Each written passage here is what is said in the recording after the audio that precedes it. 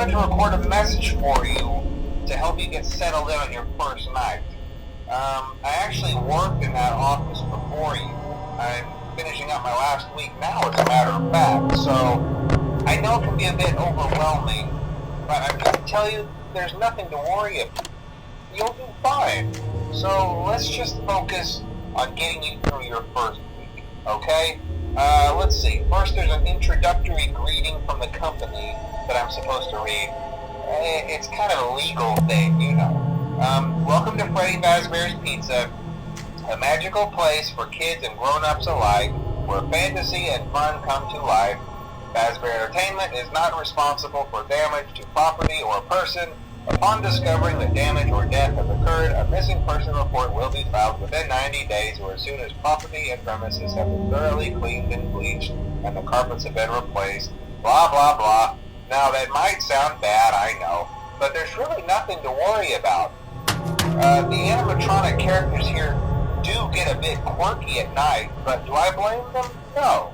If I were forced to sing those same stupid songs for 20 years and I never got a bath, I'd probably be a bit irritable at night too.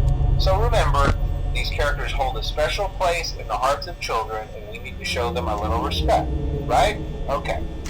So just be aware, the characters do tend to wander a bit. They're left in some kind of free roaming mode at night. Something about their servos locking up if they get turned off for too long. They used to be allowed to walk around during the day too, but then there was the bite of 87.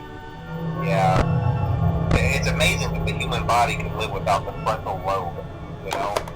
Now, concerning your safety, the only real risk to you as a night watchman here, if any, is the fact that these characters, if they happen to see you after hours, probably won't recognize you as a person. They'll most likely see you as a metal endoskeleton without its costume on. Now, since that's against the rules here at Freddy Fazbear's Pizza, they'll probably try to forcefully stuff you inside a Freddy Fazbear suit.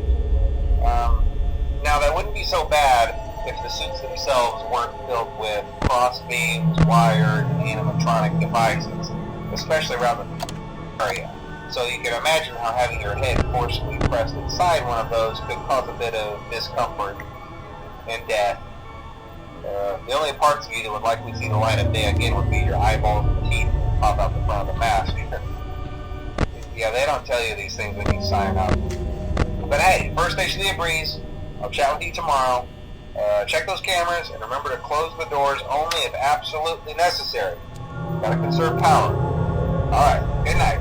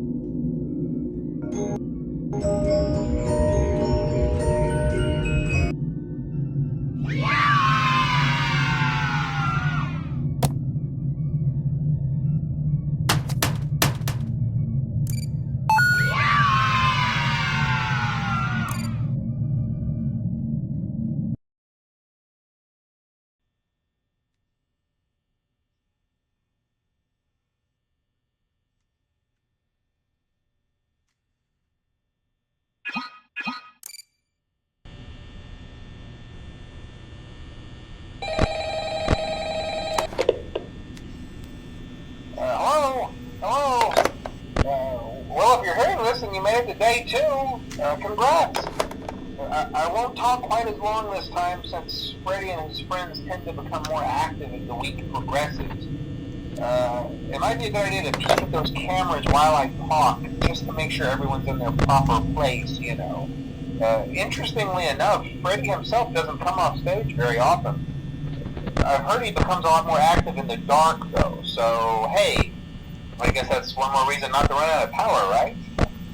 I also want to emphasize the importance of using your door lights. There are blind spots in your camera views, and those blind spots happen to be right outside your doors. So if you can't find something or someone on your cameras, be sure to check the door lights. You might only have a few seconds to react. Not that you would be in any danger, of course. I'm not implying that. Also, check on the curtain in Pirate Cove from time to time. The character in there seems unique in that he becomes more active if the cameras remain off for long periods of time. I guess he doesn't like being watched. I don't know. Anyway, I'm sure you have everything under control. Talk to you soon.